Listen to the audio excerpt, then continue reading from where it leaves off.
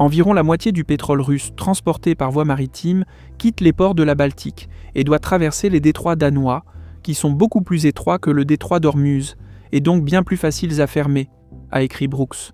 Si la Russie perdait la capacité d'exporter ne serait-ce que 50% de son volume de pétrole transporté par voie maritime, cela pourrait à lui seul devenir une mesure de coercition suffisamment forte pour pousser le Kremlin à la table des négociations en quelques mois. C'est pourquoi une telle action serait très agressive et que l'Europe n'a pas la volonté politique de prendre ce risque. Ce risque, cependant, pourrait être réduit en créant un cadre juridique dans lequel les États européens inspecteraient systématiquement les pétroliers russes. En d'autres termes, il ne s'agit pas nécessairement d'un blocus au sens strict, ce qui, sur le plan juridique, pourrait constituer un acte de guerre, mais plutôt d'inspection massive soutenue par la puissance navale. Toute tentative de représailles de la part de la Russie serait également plus difficile si l'opération était répartie entre plusieurs États. Mais ces États devraient disposer de leur propre marine si une telle politique devait être appliquée.